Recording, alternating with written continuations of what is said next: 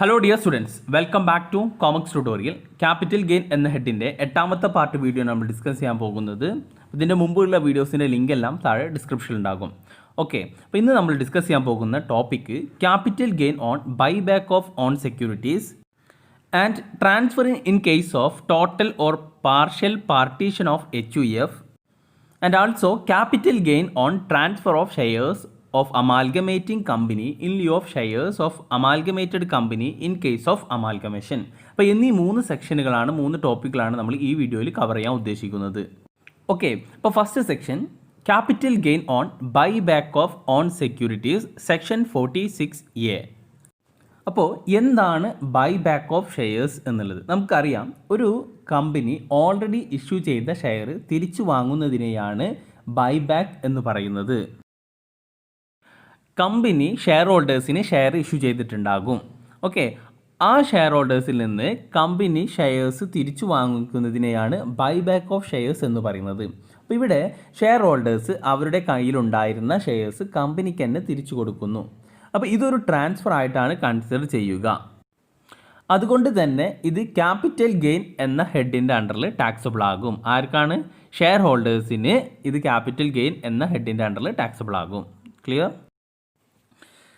Buyback of specified securities other than share is transfer for its holders and shall be treated as under. അല്ലേ, specified securities buyback ചെയ്യുകയാണെന്നുണ്ടെങ്കിൽ അത് share ഹോൾഡേഴ്സിൻ്റെ അല്ലെങ്കിൽ ആ specified securities hold ചെയ്യുന്ന വ്യക്തിയുടെ കയ്യിൽ അതെന്താകും? Capital gain എന്ന ഹെഡിൻ്റെ അണ്ടർ ടാക്സബിൾ ആകും. അപ്പോൾ എത്ര എമൗണ്ട് ആണ്, എങ്ങനെയാണ് ടാക്സബിൾ ആവുക എന്നുള്ളത് സാധാരണ പോലെ തന്നെയാണ്. സെയിൽസ് കൺസിഡറേഷൻ എന്ന് വെച്ചാൽ കമ്പനി ബൈബാക്ക് ചെയ്തപ്പോൾ കമ്പനി എത്രയാണോ ഈ സെക്യൂരിറ്റി ഹോൾഡേഴ്സിന് കൊടുത്ത എമൗണ്ട്, അതാണ് സെയിൽസ് കൺസിഡറേഷൻ എന്ന് വെച്ചാൽ സെക്യൂരിറ്റി ഹോൾഡേഴ്സിന് കമ്പനിയുടെ കയ്യിൽ നിന്ന് കിട്ടിയ amount. Then cost of acquisition, cost of improvement as usual ചെയ്യുന്നത് പോലെ തന്നെയാണ്. എത്ര രൂപക്കാണോ ആ ഷെയർ വാങ്ങിയിട്ടുള്ളത് അതാണ്, അല്ലെങ്കിൽ ആ സെക്യൂരിറ്റീസ് എത്ര രൂപക്കാണോ വാങ്ങിയിട്ടുള്ളത് അതാണ് കോസ്റ്റ് ഓഫ് അക്വസിഷൻ ആയിട്ട് വരിക. ടാക്സബിൾ ആകുന്നത് ഏത് വർഷമാണോ കമ്പനി അത് ആ സെക്യൂരിറ്റീസ് പർച്ചേസ് ചെയ്യുന്നത് ആ വർഷമാണത് ടാക്സബിൾ ആവുക. ഓക്കെ, ഇനി ഇവിടെ പറയുന്നൊരു tax point, in case of buy back of shares ആണ് ബൈ ബാക്ക് ചെയ്യുന്നതെങ്കിൽ അതിൽ നിന്ന് എന്തെങ്കിലും ക്യാപിറ്റൽ ഗെയിൻ ഇൻകം ഉണ്ട് എങ്കിൽ അത് ഷെയർ ഹോൾഡേഴ്സിൻ്റെ അണ്ടറിലത് ഷെയർ ഹോൾഡേഴ്സിന് അത് എക്സംപ്റ്റഡ് ആണ്. As per section 10 subsection 34A പ്രകാരം അത് ഷെയർ ഹോൾഡേഴ്സിൻ്റെ കയ്യിൽ അതെന്താണ്? എക്സംപ്റ്റഡ് ആണ്. Okay, our company listed or unlisted itself is liable to pay additional tax 20% plus surcharge plus cess under section 115QA. അപ്പോൾ കമ്പനി എന്ത് ചെയ്യണം? ടാക്സ് അവിടെ പേ ചെയ്യണം. അതാണ് പറയുന്നത്, company itself is liable to pay additional tax at 20% plus surcharge and education cess. ഇത് section 115QA പ്രകാരം. Okay, അപ്പോൾ നമുക്ക് ഇത് ഒരു ഡയഗ്രാം വരച്ചിട്ട് അത് സിമ്പിളായിട്ട് നമുക്ക് നോക്കാം. ഇതാണ് ബൈബാക്കിൻ്റെ കേസിൽ അതിൻ്റെ ടാക്സ് ട്രീറ്റ്മെൻറ്റ് എന്നുള്ളത്. ഇപ്പോൾ ബൈബാക്ക് സ്പെസിഫൈഡ് സെക്യൂരിറ്റീസ് ആണെന്നുണ്ടെങ്കിൽ കമ്പനി എന്ത് ചെയ്യണ്ട? ടാക്സ് പേ ചെയ്യണ്ട. അപ്പോൾ സെക്യൂരിറ്റി ഹോൾഡേഴ്സിന് അതെന്താകും? പേ ചെയ്യേണ്ടി വരും. സെക്യൂരിറ്റി ഹോൾഡേഴ്സിന് അത് ക്യാപിറ്റൽ ഗെയിന് കൊടുക്കേണ്ടി വരും. Okay, so security holders liable to pay tax on capital gain. അതിൽ എന്തെങ്കിലും ഇൻകം ഉണ്ടെങ്കിൽ അത് ക്യാപിറ്റൽ ഗെയിൻ്റെ ഹെഡിൻ്റെ അണ്ടറിൽ വരും. ഓക്കെ, നെക്സ്റ്റ് പറയുന്നത് ബൈ ബാക്ക് ഷെയർസിൻ്റെ കേസാണ്. അപ്പോൾ ഇവിടെ പറഞ്ഞത് സ്പെസിഫൈഡ് സെക്യൂരിറ്റീസിൻ്റെ കേസാണ്. അപ്പോൾ രണ്ടാമത് പറഞ്ഞ എന്താണ്? ഷെയർസിൻ്റെ കേസ്. അപ്പോൾ ഷെയർസിൻ്റെ കേസ് നോക്കുകയാണെന്നുണ്ടെങ്കിൽ ഷെയർസ് തന്നെ ഈ ഡൊമസ്റ്റിക് കമ്പനിയാണ് ഈ ഷെയർ ബൈ ബാക്ക് ചെയ്യുന്നതെങ്കിൽ, ഓക്കെ, ഇനി അതർ ദാൻ ഡൊമസ്റ്റിക് കമ്പനിയും ബൈ ബാക്ക് ചെയ്യാം. അപ്പോൾ ഷെയർസ് അത് ലിസ്റ്റഡ് ആവാം, അൺലിസ്റ്റഡ് ഷെയർസ് ആവാം. അത് ഡൊമസ്റ്റിക് കമ്പനിയാണ് ബൈ ബാക്ക് ചെയ്യുന്നതെങ്കിൽ ഷെയർ ഹോൾഡേഴ്സിൻ്റെ കയ്യിൽ അതെന്താണ്? എക്സംപ്റ്റഡ് ആണ്. ഓക്കെ, അപ്പോൾ domestic company shares listed shares ആണെങ്കിലും അൺലിസ്റ്റഡ് ഷെയർസ് ആണെങ്കിലും അത് ബൈബാക്ക് ചെയ്യുകയാണെന്നുണ്ടെങ്കിൽ അത് ഷെയർ ഹോൾഡേഴ്സിൻ്റെ കയ്യിൽ എക്സംപ്റ്റഡ് ആണ് അണ്ടർ സെക്ഷൻ 10 സബ്സെക്ഷൻ 34A പ്രകാരം. എന്നാൽ കമ്പനിയുടെ കയ്യിൽ അതെന്താകും? ടാക്സബിൾ ആകും. കമ്പനി എത്രയാണ് ടാക്സ് കൊടുക്കേണ്ടത്? 20% plus surcharge plus education cess. Okay, അപ്പോൾ അത് കമ്പനിയുടെ കയ്യിൽ ടാക്സബിൾ ആകും. ക്ലിയർ? ഇനി ബൈബാക്ക് ചെയ്യുന്നത് അതർ ദാൻ ഡൊമസ്റ്റിക് കമ്പനി ആണെന്നുണ്ടെങ്കിൽ ഷെയർ ഹോൾഡേഴ്സിന് എന്ത് വരും, ക്യാപിറ്റൽ ഗെയിന് ടാക്സബിൾ ആകും. അതിൽ നിന്ന് എന്തെങ്കിലും ഇൻകം ഉണ്ടെങ്കിൽ ക്യാപിറ്റൽ ഗെയിന് ഷെയർ ഹോൾഡേഴ്സ് കൊടുക്കണം. ഓക്കെ. ദെൻ കമ്പനിയുടെ കേസ് ആണെന്നുണ്ടെങ്കിൽ കമ്പനി എന്ത് കൊടുക്കണ്ട, ടാക്സ് കൊടുക്കണ്ട. അപ്പോൾ കമ്പനി എപ്പോഴാണ് ടാക്സ് കൊടുക്കേണ്ടത് എന്നുള്ളത് നോക്കിയാൽ മതി. കമ്പനി ഷെയർസ് അത് ലിസ്റ്റഡ് ഷെയർസ് ആണെങ്കിലും അൺലിസ്റ്റഡ് ഷെയർസ് ആണെന്നുണ്ടെങ്കിലും അത് ബൈബാക്ക് ചെയ്യുന്നത് ഡൊമസ്റ്റിക് കമ്പനി ആണെന്നുണ്ടെങ്കിൽ അപ്പോൾ കമ്പനി എന്ത് ചെയ്യണം, ഈ ടാക്സ് കൊടുക്കണം. അത് 20% plus surcharge plus education cess. ബാക്കിയുള്ള കേസിലൊന്നും കമ്പനി ടാക്സ് കൊടുക്കണ്ട. ഓക്കെ, ക്ലിയർ ആയിട്ടുണ്ടാവുമെന്ന് വിചാരിക്കുന്നു. ഇനി നമുക്ക് next topic transfer in case of total or partial partition of HUF. എന്താണ് HUF എന്നുള്ളത് നമുക്കറിയാം, നമ്മൾ പഠിച്ചതാണ്. അപ്പോൾ ഒരു HUFൻ്റെ കയ്യിലുള്ള ക്യാപിറ്റൽ അസറ്റ് പാർട്ടീഷൻ ചെയ്യുകയാണെന്നുണ്ടെങ്കിൽ, ഫോർ എക്സാമ്പിൾ ഇപ്പോൾ ഒരു കുറച്ച് ലാൻഡ് ഉണ്ട് HUFൻ്റെ കയ്യിൽ. ഓക്കെ, അപ്പോൾ ആ HUFലുള്ള ലാൻഡ് അതിലുള്ള മെമ്പേഴ്സിനും ഒക്കെ എന്ത് ചെയ്യാണ്, ഡിസ്ട്രിബ്യൂട്ട് ചെയ്യുകയാണ്. പാർട്ടീഷൻ ചെയ്തിട്ട് അത് ഡിസ്ട്രിബ്യൂട്ട് ചെയ്യുകയാണ്. അപ്പോൾ ഇവിടെ ശ്രദ്ധിക്കാനുള്ളത്, ഇവിടെ ക്യാപിറ്റൽ അസറ്റ് അത് അങ്ങനെ തന്നെയാണ് ഡിസ്ട്രിബ്യൂട്ട് ചെയ്യുന്നത്. അപ്പോൾ ലാൻഡ് ഉണ്ട്, അത് ലാൻഡ് ഒരു 50 സെൻറ്റ് ലാൻഡ് ഉണ്ട്. ഓക്കെ, അങ്ങനെയാണെങ്കിൽ അതിൽ 5 മെമ്പേഴ്സ് ഉണ്ട്. അപ്പോൾ 5 മെമ്പേഴ്സിനും 10 സെൻറ്റ് വീതം എന്ത് ചെയ്യുന്നു, അത് അവരുടെ പാർട്ടീഷൻ ചെയ്ത് കൊടുക്കുന്നു. അങ്ങനെ പാർട്ടീഷൻ ചെയ്യുകയാണെന്നുണ്ടെങ്കിൽ അതിനെ ട്രാൻസ്ഫർ ആയിട്ട് പരിഗണിക്കില്ല. അപ്പോൾ ക്യാപിറ്റൽ ഗെയിൻ എന്ന ഹെഡിൻ്റെ അണ്ടറിൽ അത് ടാക്സബിൾ ആവില്ല. ആർക്ക്? HUFനെ സംബന്ധിച്ചിടത്തോളം. അപ്പോൾ HUFനെ സംബന്ധിച്ചിടത്തോളം പാർട്ടീഷന്, ടോട്ടൽ പാർട്ടീഷൻ ആയിക്കോട്ടെ പാർഷ്യൽ പാർട്ടീഷൻ ആയിക്കോട്ടെ, അത് ട്രാൻസ്ഫർ ആയിട്ട് പരിഗണിക്കില്ല. അപ്പോൾ ക്യാപിറ്റൽ ഗെയിൻ എന്ന ഹെഡിൻ്റെ അണ്ടറിൽ ടാക്സബിൾ ആവില്ല. ഓക്കെ, അപ്പോൾ section 47 subsection 1, any distribution of capital asset in kind by HUF on its total or partial partition not treated as a transfer. അപ്പോൾ HUFൻ്റെ കയ്യിൽ അത് എന്താവില്ല, അത് ട്രാൻസ്ഫർ ആയിട്ട് പരിഗണിക്കില്ല. അപ്പോൾ അത് ടാക്സബിൾ ആകില്ല. എന്നാൽ ആ അസറ്റ് അതിപ്പോൾ ആർക്ക് ട്രാൻസ്ഫർ ചെയ്തു, മെമ്പേഴ്സിന് ട്രാൻസ്ഫർ ചെയ്തു. എന്നിട്ട് മെമ്പേഴ്സ് അത് പിന്നീട് അത് വിൽക്കുകയാണെന്നുണ്ടെങ്കിൽ അതെന്താകും, ടാക്സബിൾ ആകും. മെമ്പേഴ്സിനെ സംബന്ധിച്ചിടത്തോളം അത് ട്രാൻസ്ഫർ ആകും, അത് ക്യാപിറ്റൽ ഗെയിൻ എന്ന ഹെഡിൻ്റെ അണ്ടറിൽ ടാക്സബിൾ ആകും. ഓക്കെ, അപ്പോൾ പാർട്ടീഷൻ്റെ സമയത്ത് HUFന് അതെന്തില്ല, ടാക്സബിൾ ആവില്ല. പാർട്ടീഷൻ ചെയ്ത് ആ അസറ്റ് മെമ്പേഴ്സിന് കിട്ടിക്കഴിഞ്ഞ് കഴിഞ്ഞാൽ മെമ്പേഴ്സ് പിന്നീട് അത് വിൽക്കുകയാണെന്നുണ്ടെങ്കിൽ അത് മെമ്പേഴ്സിനെ സംബന്ധിച്ചിടത്തോളം ക്യാപിറ്റൽ ഗെയിനിന് ടാക്സ് കൊടുക്കേണ്ടി വരും. അപ്പോൾ മെമ്പേഴ്സിൻ്റെ കയ്യിൽ നിന്ന് അത് എങ്ങനെയാണ് ടാക്സബിൾ ആവുക എന്നുള്ളതാണ് നമ്മൾ ഡിസ്കസ് ചെയ്യാൻ പോകുന്നത്. അപ്പോൾ ടാക്സ് ലാബിലിറ്റി കാൽക്കുലേറ്റ് ചെയ്യുമ്പോൾ അല്ലെങ്കിൽ ക്യാപിറ്റൽ ഗെയിൻ കാൽക്കുലേറ്റ് ചെയ്യുമ്പോൾ ഫസ്റ്റ് സെയിൽസ് കൺസിഡറേഷൻ. അപ്പോൾ എന്നാണോ ആ മെമ്പേഴ്സ് അത് വിൽക്കുമ്പോൾ അപ്പോൾ മെമ്പേഴ്സിന് എന്ത് ചെയ്തിട്ടുണ്ട്, അത് ഒരു എമൗണ്ട് കിട്ടിയിട്ടുണ്ടാകും. അതാണ് sales consideration as usual. Then cost of acquisition എന്ന് പറഞ്ഞു കഴിഞ്ഞാൽ ആ അസറ്റ് HUF എന്നാണോ വാങ്ങിയിട്ടുള്ളത്, HUFന് ഒരു കോസ്റ്റ് ഓഫ് അക്വസിഷൻ ആയിട്ടുണ്ടാവില്ലേ, അതാണ് കോസ്റ്റ് ഓഫ് അക്വസിഷൻ ആയിട്ട് എടുക്കുക. ഓക്കെ, ഇവിടെ HUF ഷെയർ മെമ്പേഴ്സിന് എന്ത് ചെയ്യാണ്, ഫ്രീ ആയിട്ടാണ് പാർട്ടീഷൻ ചെയ്തിട്ടുള്ളത്. ഓക്കെ, അപ്പോൾ മെമ്പേഴ്സിനെ സംബന്ധിച്ചിടത്തോളം അതിന് എന്ത് വന്നിട്ടില്ല, അതിനെ കോസ്റ്റ് ഓഫ് അക്വസിഷൻ വന്നിട്ടില്ല.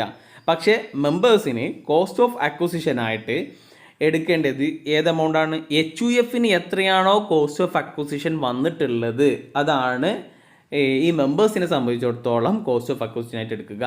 അപ്പോൾ കോസ്റ്റ് ഓഫ് അക്വസിഷൻ എന്താണ്, cost of asset in the hand of HUF. Clear?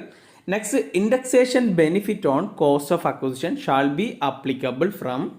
അപ്പോൾ ആ കോസ്റ്റ് ഓഫ് അക്വസിഷന് ഇൻഡെക്സേഷൻ ബെനിഫിറ്റ് കിട്ടുന്നത് എന്നാണോ മെമ്പർ ആ അസറ്റ് ഹോൾഡ് ചെയ്യുന്നത് അന്ന് മുതലുള്ള ഇൻഡെക്സേഷൻ ബെനിഫിറ്റ് കിട്ടുകയുള്ളൂ. Next, indexation benefit on cost of improvement shall be applicable from when the actual improvement expenditure was incurred. എന്നാണോ അതിൻ്റെ ആക്ച്വൽ ഇംപ്രൂവ്മെൻറ്റ് നടന്നിട്ടുള്ളത് അന്ന് ആണ് അതിൻ്റെ കോസ്റ്റ് ഓഫ് ഇംപ്രൂവ്മെൻറ്റ് കിട്ടുകയുള്ളൂ, അതിന് ഇൻഡെക്സേഷൻ ബെനിഫിറ്റ് കിട്ടുകയുള്ളൂ. Clear? Next, determination of nature of asset. അപ്പോൾ ഇത് ക്യാപിറ്റൽ അസറ്റ് ആണോ, ലോങ് ടൈം ക്യാപിറ്റൽ ഗെയിൻ ആണോ അല്ലെങ്കിൽ ഷോർട്ട് ടൈം ക്യാപിറ്റൽ ഗെയിൻ ആണോ എന്നുള്ളതൊക്കെ ഐഡൻറ്റിഫൈ ചെയ്യുന്നത്, അതിനെ ഡിറ്റർമൈൻ ചെയ്യുന്നത് HUF എത്ര കാലം അത് ഹോൾഡ് ചെയ്യുന്നു എന്നുള്ളതും കൂടി പരിഗണിച്ചിട്ടാണ്. അപ്പോൾ ഈ LTCG അല്ലെങ്കിൽ STCG കൺസിഡർ ചെയ്യുമ്പോൾ എന്നാണോ അത് HUF വാങ്ങിയിട്ടുള്ളത്, HUF എന്നാണോ വാങ്ങിയിട്ടുള്ളത് അന്ന് മുതൽ മെമ്പർ ആ അസറ്റ് വിൽക്കുന്നത് വരെയുള്ള കാലയളവ് നോക്കും. എന്നിട്ടാണ് അത് ലോങ് ടൈം ആണോ ഷോർട്ട് ടൈം ആണോ എന്നുള്ളത് കാറ്റഗറൈസ് ചെയ്യാം. അപ്പോൾ നാച്ചുറൽ ഓഫ് അസറ്റ് എന്ന് മുതലെടുക്കും എന്നാണോ എച്ച് യു എഫ് അത് വാങ്ങിയിട്ടുള്ളത് അന്ന് മുതൽ ഓക്കെ പാർട്ടീഷൻ ചെയ്ത് മെമ്പേഴ്സിന് കൊടുത്തു. മെമ്പേഴ്സ് അത് വിൽക്കില്ലേ, അതുവരെയുള്ള മെമ്പേഴ്സ് വിൽക്കുന്നത് വരെയുള്ള കാലയളവ് നോക്കും. എന്നിട്ടാണ് ഈ ഡിറ്റർമൈൻ ചെയ്യുക STCG ആണോ LTCG ആണോ എന്നുള്ളതൊക്കെ. ഓക്കെ, അപ്പോൾ ഇനി നമുക്ക് നെക്സ്റ്റ് ഡിസ്കസ് ചെയ്യാനുള്ളത് capital gain on transfer of shares of amalgamating company in lieu of shares of amalgamated company in case of amalgamation. എന്താണ് അമാൽഗമേഷൻ എന്നുള്ളത് നമുക്കെല്ലാവർക്കും അറിയാവുന്നതാണ്. രണ്ട് കമ്പനി കൂടി ചേർന്ന് ഒരു പുതിയ കമ്പനി ഫോം ചെയ്യുന്നതിനെയാണ് അമാൽഗമേഷൻ എന്ന് പറയുന്നത്. ഫോർ എക്സാമ്പിൾ എ ലിമിറ്റഡും ബി ലിമിറ്റഡും രണ്ട് സെപ്പറേറ്റ് കമ്പനിയായിരുന്നു. ഇവ രണ്ടാളും ഈ രണ്ട് കമ്പനിയും കൂടി ചേർന്ന് ഒരു പുതിയ കമ്പനി ഫോം ചെയ്തു. അങ്ങനെ AB ലിമിറ്റഡ് ആയിട്ട് ഫോം ചെയ്തു. ഓക്കെ, അപ്പോൾ രണ്ട് കമ്പനികൾ കൂടിയിട്ട് ഒരു പുതിയ കമ്പനിയായിട്ട് ഫോം ചെയ്യുന്നതിനെയാണ് അമാൽഗമേഷൻ എന്ന് പറയുന്നത്. ഇവിടെ AB ലിമിറ്റഡ് അമാൽഗമേറ്റഡ് കമ്പനിയും ബി ലിമിറ്റഡും എ ലിമിറ്റഡും അമാൽഗമേറ്റിംഗ് കമ്പനിയാണ്. ഓക്കെ, അപ്പോൾ അമാൽഗമേഷൻ്റെ സമയത്ത് അമാൽഗമേറ്റിംഗ് കമ്പനിയിലുള്ള എന്ന് വെച്ച് കഴിഞ്ഞാൽ എ ലിമിറ്റഡിലുള്ള അല്ലെങ്കിൽ ബി ലിമിറ്റഡിലുള്ള ഷെയർ ഹോൾഡേഴ്സിന് അമാൽഗമേറ്റഡ് കമ്പനിയിൽ അഥവാ AB ലിമിറ്റഡിൽ ഷെയർസ് കൊടുക്കും. ഓക്കെ, അപ്പോൾ എ ലിമിറ്റഡിൽ ഷെയർ ഉള്ളവർക്ക് എന്ത് ചെയ്യുന്നു, AB ലിമിറ്റഡിൽ ഷെയർ കൊടുക്കുന്നു. അപ്പോൾ ഇതിനെ എന്തായിട്ട് പരിഗണിക്കില്ല, ട്രാൻസ്ഫർ ആയിട്ട് പരിഗണിക്കില്ല. അപ്പോൾ അതുകൊണ്ട് അത് ക്യാപിറ്റൽ ഗെയിൻ എന്ന ഹെഡിൻ്റെ അണ്ടറിൽ ടാക്സബിൾ ആകില്ല. ഇനി അമാൽഗമേറ്റഡ് കമ്പനിയിലെ ഷെയർ വിൽക്കുമ്പോൾ എങ്ങനെയാണ് ക്യാപിറ്റൽ ഗെയിന് കാൽക്കുലേറ്റ് ചെയ്യുക എന്നുള്ളതാണ് ഇനി നോക്കേണ്ടത്. എന്ന് വെച്ച് കഴിഞ്ഞാൽ ഇപ്പോൾ എ ലിമിറ്റഡിലെ ഷെയർസ് ഉണ്ടായിരുന്ന ഷെയർ ഹോൾഡേഴ്സിന് ബി ലിമിറ്റഡിലും ഷെയർ കൊടുത്തു. ഓക്കെ, അപ്പോൾ എ ലിമിറ്റഡിലുള്ള ഷെയർ ഹോൾഡേഴ്സ് ഇപ്പോൾ എന്തിൻ്റെ ഷെയർ ഹോൾഡേഴ്സായി, AB ലിമിറ്റഡിലെ ഷെയർ ഹോൾഡേഴ്സായി. ഇനി ഈ ഷെയർ ഹോൾഡേഴ്സ് AB ലിമിറ്റഡിലെ ഷെയർ ഹോൾഡേഴ്സ് എന്ത് ചെയ്യുന്നു, അവരുടെ ഷെയർസ് സോൾഡ് ചെയ്യുമ്പോൾ വിൽക്കുമ്പോൾ ക്യാപിറ്റൽ ഗെയിന് ടാക്സബിൾ ആകും. അതാണ് ഇവിടെ പറയുന്നത്. Any transfer of share of amalgamating company in lieu of shares of amalgamated companies not liable to be capital gain. Okay, അപ്പോൾ അത് ക്യാപിറ്റൽ ഗെയിൻ വരില്ല. ഇങ്ങനെയാണെങ്കിൽ അമാൽഗമേറ്റിംഗ് കമ്പനിയിലെ ഷെയർസിന് പകരമായിട്ട് അമാൽഗമേറ്റഡ് കമ്പനിയിലെ ഷെയർ കൊടുക്കുകയാണെന്നുണ്ടെങ്കിൽ അത് ക്യാപിറ്റൽ ഗെയിൻ ആയിട്ട് വരില്ല. Okay, however such a transaction shall have the following tax impact. Okay, പിന്നെ നമ്മൾ ക്യാപിറ്റൽ ഗെയിൻ ടാക്സബിൾ ആകുന്നത് അമാൽഗമേറ്റഡ് കമ്പനിയിലുള്ള ഷെയർ വിൽക്കുകയാണെന്നുണ്ടെങ്കിൽ. ഓക്കെ, അപ്പോൾ അങ്ങനെയാണെന്നുണ്ടെങ്കിൽ നമ്മൾ എന്ത് ചെയ്യുന്നു, ആദ്യം ഈ അമാൽഗമേറ്റഡ് കമ്പനിയിലെ ഷെയർ വിൽക്കുകയാണെന്നുണ്ടെങ്കിൽ സെയിൽസ് കൺസിഡറേഷൻ കിട്ടും. അതിൽ നിന്ന് കോസ്റ്റ് ഓഫ് അക്വിസിഷനും ലെസ് ചെയ്യണം അല്ലേ. അപ്പോൾ കോസ്റ്റ് ഓഫ് അക്വിസിഷൻ ആയിട്ട് എടുക്കേണ്ടത് cost of share in amalgamated company shall be deemed to cost of shares in amalgamated company. എന്ന് വെച്ച് കഴിഞ്ഞാൽ എ ലിമിറ്റഡിലെ ഷെയർസാണ് എ ലിമിറ്റഡിലുള്ള ഷെയർ ഹോൾഡേഴ്സിന് AB ലിമിറ്റഡിൽ എന്ത് ചെയ്ത് കൊടുത്തിട്ടുണ്ട്, ഷെയർസ് കൊടുത്തിട്ടുണ്ട്. ഓക്കെ, അപ്പോൾ അങ്ങനെയാണെന്നുണ്ടെങ്കിൽ അമാൽഗമേറ്റിംഗ് കമ്പനി ആയിട്ടുള്ള എ ലിമിറ്റഡിൽ അവർ ആ എ ലിമിറ്റഡിൽ ഷെയർസ് അക്വയർ ചെയ്തപ്പോൾ ഒരു കോസ്റ്റ് വന്നിട്ടുണ്ടാകും. അതന്നാകും AB ലിമിറ്റഡിൽ ഉള്ള ഷെയർസിൻ്റെ കോസ്റ്റ് എന്നുള്ളത്. ഓക്കെ, അപ്പോൾ ഇവിടെ ട്രാൻസ്ഫർ ചെയ്യുമ്പോൾ എന്ത് ചെയ്തിട്ടില്ല, ഇതിന് പകരമായിട്ട് എ ലിമിറ്റഡിലെ ഷെയർസിന് പകരമായിട്ട് AB ലിമിറ്റഡിൽ ഷെയർ കൊടുക്കുകയാണെങ്കിൽ അവിടെ കോസ്റ്റ് ഒന്നും വന്നിട്ടില്ല. ഓക്കെ, അപ്പോൾ നമ്മൾ ഇനി AB ലിമിറ്റഡിലെ ഷെയർ വിൽക്കുകയാണെന്നുണ്ടെങ്കിൽ അതിൽ സെയിൽസ് കൺസിഡറേഷൻ, അതിൽ നിന്ന് കോസ്റ്റ് ഓഫ് അക്വിസിഷൻ ലെസ് ചെയ്യണം. അപ്പോൾ കോസ്റ്റ് ഓഫ് അക്വിസിഷൻ ആയിട്ട് എടുക്കുക. ഇവിടെ എവിടുന്നാണ് ഈ എ ലിമിറ്റഡിൽ അമാൽഗമേറ്റിംഗ് കമ്പനിയിൽ അന്ന് ഷെയർ എത്ര രൂപക്കാണോ വാങ്ങിയത് അതാണ് കോസ്റ്റ് ഓഫ് അക്വിസിഷനായിട്ട് എടുക്കുക. അപ്പോൾ സാധാരണ അമാൽഗമേഷൻ്റെ സമയത്ത് ഷെയർ ഡിസ്ട്രിബ്യൂട്ട് ചെയ്യുമ്പോൾ അല്ലെങ്കിൽ അമാൽഗമേറ്റഡ് കമ്പനീൻ്റെ ഷെയർസ് കൊടുക്കുമ്പോൾ അമാൽഗമേറ്റിംഗ് കമ്പനിയിൽ എത്ര ഷെയർ ഉണ്ടായിരുന്നു അതിൻ്റെ പ്രൊപ്പോർഷൻ അനുസരിച്ചിട്ടാണ് അമാൽഗമേറ്റഡ് കമ്പനിയിൽ ഷെയർ കൊടുക്കുക. എക്സാമ്പിൾ, ഇപ്പോൾ എ ലിമിറ്റഡിൽ 5 ഷെയർ ഉള്ളവർക്ക് AB ലിമിറ്റഡിൽ 4 ഷെയർ കൊടുക്കുന്നു. ഓക്കെ, അപ്പോൾ എന്താ പറഞ്ഞത്, എ ലിമിറ്റഡിൽ ഇവിടെ 5 ഷെയറുള്ള എ ലിമിറ്റഡിൽ 5 ഷെയറുള്ളവർക്ക് AB ലിമിറ്റഡിൽ എന്ത് ചെയ്യുന്നു, 4 ഷെയർ കൊടുക്കുന്നു. അങ്ങനെയാണെന്നുണ്ടെങ്കിലും ഇവിടെ ഈ ഷെയർ ആ 5 ഷെയറിന് എത്രയാണോ കോസ്റ്റ് വന്നത് അതാണ് സെയിൽസ് കൺസിഡറിൽ നിന്ന് കോസ്റ്റ് ഓഫ് അക്വിസിഷൻ ലെസ് ചെയ്യുക. ഓക്കെ, ഇനി പറയുന്നത് determination of nature of asset. അത് ലോങ് ടൈം ക്യാപിറ്റൽ അസറ്റാണോ ഷോർട്ട് ടൈം ക്യാപിറ്റൽ അസറ്റാണോ എന്നുള്ളത് അവിടെ ഡിറ്റർമൈൻ ചെയ്യുന്നത് എത്ര കാലയളവ് നോക്കും? അമാൽഗമേറ്റിംഗ് കമ്പനിയിൽ ഷെയർ എന്നാണോ അക്വയർ ചെയ്തത് അന്ന് മുതൽ നോക്കിയിട്ടാണ്. അന്ന് മുതൽ അമാൽഗമേറ്റഡ് കമ്പനിയിലെ ഷെയർ വിൽക്കുകയാണെന്നുണ്ടെങ്കിൽ എന്ന് വെച്ചാൽ എ ലിമിറ്റഡിൽ ഷെയർ അക്വയർ ചെയ്തിട്ടുണ്ടാവില്ലേ, അന്ന് മുതൽ എ ബി ലിമിറ്റഡിൽ ഷെയർ കൊടുത്തു ഈ എ ബി ലിമിറ്റഡിലെ ഷെയർ വിൽക്കുന്ന ആ ടൈം വരെ നോക്കും. ഓക്കെ, അപ്പം എ ലിമിറ്റഡിൽ ഷെയർ അക്വയർ ചെയ്ത് മുതൽ എ ബി ലിമിറ്റഡിൽ ഷെയർ വിൽക്കുന്നത് വരെ, ഓക്കെ, അന്ന് വരെയുള്ള കാലയളവ് നോക്കും. എന്നിട്ടാണ് അത് ലോങ് ടൈം ക്യാപിറ്റൽ അസറ്റാണോ ഷോർട്ട് ടൈം ക്യാപിറ്റൽ അസറ്റാണോ എന്നുള്ളത് കാറ്റഗറൈസ് ചെയ്യുക. ദെൻ ഇൻഡെക്സേഷൻ ബെനിഫിറ്റ് കിട്ടുന്നത് എന്നാണോ അമാൽഗമേറ്റഡ് കമ്പനിയിലുള്ള ഷെയർ അക്വയർ ചെയ്യുന്നത് അതുവരെയുള്ള ഇൻഡെക്സേഷൻ ബെനിഫിറ്റ് കിട്ടുകയുള്ളൂ. എന്ന് വെച്ച് കഴിഞ്ഞാൽ എ ബി ലിമിറ്റഡിൽ ഷെയർ അക്വയർ ചെയ്യുന്ന ആ ഇയർ വരെ എന്ത് കിട്ടുള്ളൂ? ഇൻഡെക്സേഷൻ ബെനിഫിറ്റ് കിട്ടുകയുള്ളൂ. ഇനി ഇതുമായി ബന്ധപ്പെട്ടുള്ള ഒരു പ്രോബ്ലം നോക്കാം നമുക്ക്.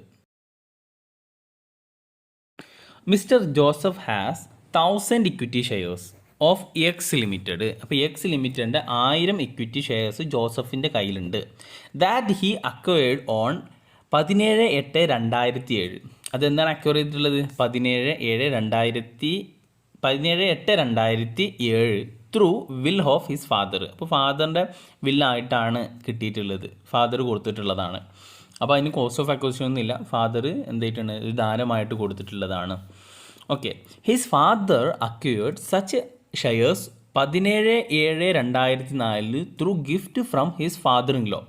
അപ്പോൾ മിസ്റ്റർ ജോസഫിൻ്റെ ഫാദറിന് ആ ഷെയർസ് കിട്ടിയിട്ടുള്ളത് ജോസഫിൻ്റെ ഫാദർ ഇൻ ലോയിൽ നിന്നാണ്. അപ്പോൾ മിസ്റ്റർ സെഡിൽ നിന്നാണ് ആ ഷെയർ കിട്ടിയിട്ടുള്ളത്. അത് എന്നാ കിട്ടിയിട്ടുള്ളത്?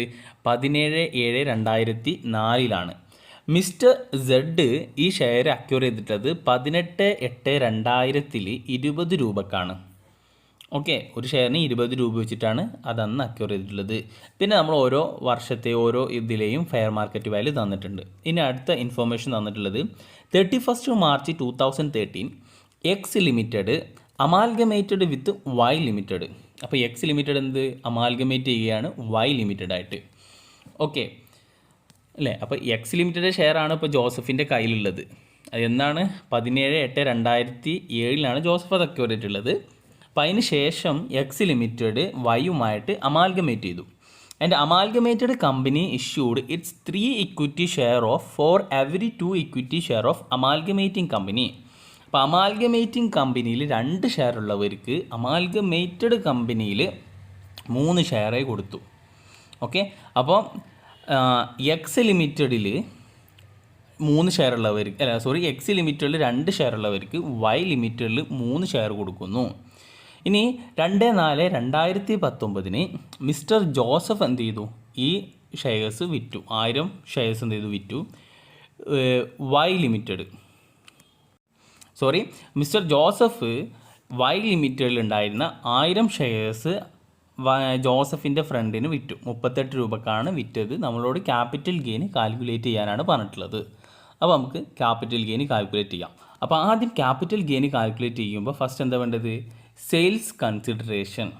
അപ്പോൾ സെയിൽസ് കൺസിഡറേഷൻ എന്നുള്ളത് ഇവിടെ എത്ര ഷെയറാണ് വിറ്റിട്ടുള്ളത്? 1000 ഷെയറാണ് വിറ്റിട്ടുള്ളത്. എത്ര രൂപക്കാണ്? 38 രൂപക്ക്. അപ്പോൾ സെയിൽസ് കൺസിഡറേഷൻ എന്നുള്ളത് എന്താവും? 1000 × 38,000. അപ്പോൾ സെയിൽസ് കൺസിഡറേഷൻ 38,000. ഓക്കെ, ഇനി അതിൽ നിന്ന് എക്സ്പെൻസ് ഓൺ ട്രാൻസ്ഫർ എന്ത് ചെയ്തു? ലെസ് ചെയ്തു. എക്സ്പെൻസ് ഓൺ ട്രാൻസ്ഫർ ഒന്നുമില്ല. അങ്ങനെയാണെന്നുണ്ടെങ്കിൽ നെറ്റ് സെയിൽസ് കൺസിഡറേഷൻ എത്രയാണ്? 38,000 ആണ്. അപ്പോൾ ഇനി കോസ്റ്റ് ഓഫ് അക്വിസിഷൻ ആണ് കാൽക്കുലേറ്റ് ചെയ്യാനുള്ളത്. അപ്പോൾ കോസ്റ്റ് ഓഫ് അക്വിസിഷൻ കാൽക്കുലേറ്റ് ചെയ്യുമ്പോൾ ശ്രദ്ധിക്കുക, കോസ്റ്റ് ഓഫ് അക്വിസിഷൻ കാൽക്കുലേറ്റ് ചെയ്യുമ്പോൾ ജോസഫ് 1000 ഷെയർ ഫാദറിൽ നിന്നാണ് വാങ്ങിയിട്ടുള്ളത്. അപ്പോൾ ഫാദറിൽ നിന്ന് വാങ്ങുമ്പോൾ എന്ത് ചെയ്തില്ല? ഒരു ചിലവും ഇല്ല. ഫാദറിന് ആരിൽ നിന്നാണ് കിട്ടിയിട്ടുള്ളത്? ഫാദർ ഇൻ ലോ എന്നാണ്, സെഡിൽ നിന്നാണ് കിട്ടിയിട്ടുള്ളത്. അപ്പോൾ ജോസഫിൻ്റെ ഫാദറിനും അതെന്ത് വന്നിട്ടില്ല? പ്രീവിയസ് ഓണറിനും കോസ്റ്റ് വന്നിട്ടില്ല. ഓക്കെ, ദെൻ അതിൻ്റെ പ്രീവിയസ് ഓണർ എന്ന് പറഞ്ഞു കഴിഞ്ഞാൽ മിസ്റ്റർ സെഡ് ആണ്. സെഡിന് കോസ്റ്റ് വന്നിട്ടുള്ള എത്രയാണ്? 20 രൂപ വെച്ചിട്ടാണ്. അപ്പോൾ ഒരു ഷെയറിന് 20 രൂപ വെച്ചിട്ടാണ് കോസ്റ്റ് ഓഫ് അക്വിസിഷൻ വന്നിട്ടുള്ളത്. അങ്ങനെയാണെന്നുണ്ടെങ്കിൽ 20,000 1000 ഇൻറ്റു 20 20,000. ഓക്കെ, 1000 ഇൻറ്റു 20 എത്രയാണ്? 20,000. ഇനി അമാൽഗമേഷൻ നടന്നപ്പോൾ 2 ഷെയർ ഉള്ളവർക്ക് എത്ര കൊടുത്തു? 3 ഷെയർ കൊടുത്തു. അങ്ങനെയാണെന്നുണ്ടെങ്കിൽ അവിടെ മൊത്തം ഷെയർ എത്ര ആയിട്ട് ജോസഫിൻ്റെ കയ്യിൽ 1500 ഷെയർ ആയിട്ടുണ്ടാകും. ഓക്കെ, അപ്പോൾ ഒരു ഷെയറിന് എത്ര രൂപയാണെന്ന് കാൽക്കുലേറ്റ് ചെയ്യാൻ 20,000 ഡിവൈഡഡ് ബൈ 1500, അങ്ങനെയാണെങ്കിൽ 13 രൂപ 33 പൈസയാണ്. ഓക്കെ, അപ്പോൾ 13 രൂപ 33 പൈസ ഇവിടെ എത്രയാണ്? 1000 ഷെയറാണ് വിൽക്കുന്നത് അല്ലേ? അപ്പോൾ 1000 ഇൻറ്റു 13.33 ഇൻറ്റു ഏത് വർഷമാണ് വിൽക്കുന്നത്? 2019-20 അല്ലേ? ആ വർഷത്തെ ഇൻഡെക്സ് 289 ഡിവൈഡഡ് ബൈ 200. അപ്പോൾ ഇൻഡെക്സേഷൻ ബെനിഫിറ്റ് ഏതുവരെ കിട്ടുകയുള്ളൂ? ഇൻഡെക്സേഷൻ ബെനിഫിറ്റ് 2013 വരെ കിട്ടുകയുള്ളൂ. കാരണം എന്നാണോ അമാൽഗമേഷൻ നടന്നിട്ടുള്ളത്, അമാൽഗമേറ്റഡ് കമ്പനിയിലെ ഷെയർസ് അക്വയർ ചെയ്തിട്ടുള്ളത് എന്നാണോ അന്നുള്ള ഇൻഡെക്സേഷൻ ബെനിഫിറ്റ് കിട്ടുകയുള്ളൂ. അപ്പോൾ അന്ന് ഇൻഡെക്സേഷൻ ബെനിഫിറ്റ് നോക്കുകയാണെന്നുണ്ടെങ്കിൽ 200. അപ്പോൾ എത്ര കിട്ടും? 19,262. ഓക്കെ, അപ്പോൾ നെറ്റ് സെയിൽസ് കൺസിഡറേഷൻ ആയിട്ടുള്ള 38,000 നിന്നും 19,262 കുറച്ച് കഴിഞ്ഞ് കഴിഞ്ഞാൽ ലെസ് ചെയ്ത് കഴിഞ്ഞാൽ എന്ത് കിട്ടും? Capital gain. അപ്പോൾ ലോങ് ടൈം ആണ് അല്ല, പിന്നെ കണ്ടാൽ തന്നെ മനസ്സിലാവാം മോർ ദാൻ 12 മന്ത്സ് ഉണ്ട് എന്നുള്ളത്. അപ്പം ലോങ് ടൈം ക്യാപിറ്റൽ ഗെയിൻ എത്ര കിട്ടി? 18,738. ക്ലിയർ? അപ്പോൾ ഇവിടെ ഈ ഒരു കാൽക്കുലേഷൻ ശ്രദ്ധിക്കുക. നമ്മളിവിടെ ഈ പ്രൊപ്പോർഷണലിറ്റി കൊടുക്കുമ്പോൾ അവിടെ ഒരു ചെറിയൊരു കാൽക്കുലേഷൻ വരും. അപ്പോൾ ബാക്കിയുള്ളതൊക്കെ ആസ് യൂഷ്വൽ നോർമൽ കേസ് പോലെ തന്നെയാണ്. ഓക്കെ, അപ്പോൾ നമുക്കിനി നെക്സ്റ്റ് വീഡിയോയിൽ നെക്സ്റ്റ് സെക്ഷൻസ് ഡിസ്കസ് ചെയ്യാം. അപ്പോൾ താങ്ക്സ് ഫോർ വാച്ചിങ്.